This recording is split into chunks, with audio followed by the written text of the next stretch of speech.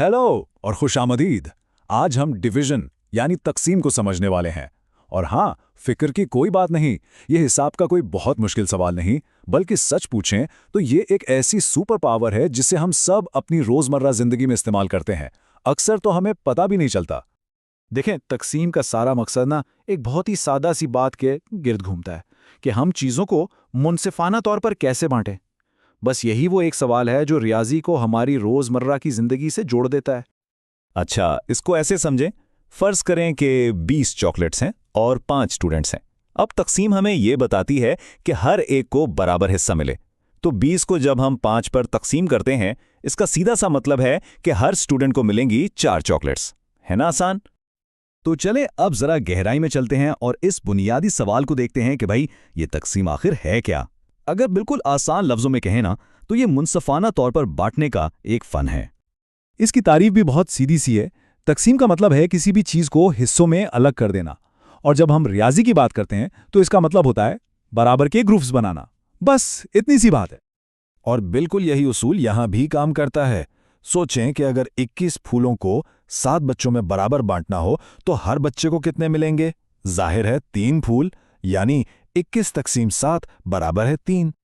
अच्छा, तकसीम को समझने का एक और बहुत ही ज़बरदस्त तरीका भी है, और वो है ज़र्ब यानी मल्टीप्लिकेशन। चलें देखते हैं कि इन दोनों का आपस में क्या ताल्लुक है। सच पूछे तो ये एक ही सिक्के के दो रुख की तरह हैं। जरा इस रिंग टॉस गेम पर नजर डालें। यहां हमें 3 पोस्ट पर 12 रिंग्स नजर आ रहे हैं। ये एक सादा सी तस्वीर है, लेकिन ये ज़र्ब और तकसीम के ताल्लुक को समझने में हमारी बहुत मदद करेगी। ठीक है, तो आइए इसे तोड़कर देखते हैं। अगर हम ज़र्ब के हिसाब से देखें तो 3 पोस्ट, हर एक पर 4 रिंग्स, मतलब कुल हो गए 12 रिंग्स। और अब इसी को तकसीम के लिहाज से सोचें। 12 रिंग्स को 3 पोस्ट पर बांटें तो हर पोस्ट पर कितने आएंगे? 4 रिंग्स। है ना कमाल की बात? ये दोनों अमल एक दूसरे के बिल्कुल उलट हैं। और यही वो सबसे अहम नुक्ता है। अक्सर ऐसा होता है कि ज़र्ब के बारे में सोचने से तकसीम का मसला खुद ब खुद हल हो जाता है। तो इन दोनों को हमेशा एक जोड़े के तौर पर ही देखना चाहिए। यहाँ एक और दिलचस्प बात भी है, वो ये कि तकसीम करने का सिर्फ एक ही तरीका नहीं है। चलें 2 बहुत ही करामत तरीकों पर नजर डालते हैं। एक है ग्रुप बनाना और दूसरा है बार बार तफरीक करना। पहला तरीका तो वही है जिस पर हम अभी बात कर ही रहे थे, यानी बराबर के ग्रुप्स बनाना, बिल्कुल वैसे ही जैसे हमने चॉकलेट्स और फूलों को बांटा था।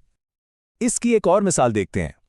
21 को 3 से तकसीम करने का मतलब असल में खुद से यह सवाल पूछना है कि अच्छा, 21 में 3 के कितने ग्रुप्स बन सकते हैं? और जैसा कि ये डॉट्स की 7 कतारें साफ साफ दिखा रही हैं, जवाब बिल्कुल सामने है, 7। अब आते हैं दूसरे और मेरे ख्याल में बहुत ही दिलचस्प तरीके पर। क्या यह मुमकिन है कि हम बार बार माइनस यानी तफरीक करके भी तकसीम का जवाब निकाल सकें? जी बिल्कुल। चलें 21 को 4 से तकसीम करने के लिए ये तरीका आजमाते हैं। हम 21 में से 4 को बार बार माइनस करते जाएंगे, तब तक जब तक मजीद माइनस करना मुमकिन ना रहे। तो हमने ऐसा किया 5 बार और आखिर में हमारे पास बच गया 1। इसका मतलब जवाब है 5 और बाकी बचा 1। तो ठीक है, अब जब हमने ये बुनियादी उसूल समझ लिए हैं तो वक्त आ गया है कि इन सब को इकट्ठा करें और लंबी तकसीम यानी लॉन्ग डिवीजन को हल करना सीखें। तो हमारा चैलेंज ये है, हमें 83 को 4 से तकसीम करना है, वो भी स्टैंडर्ड तरीके से।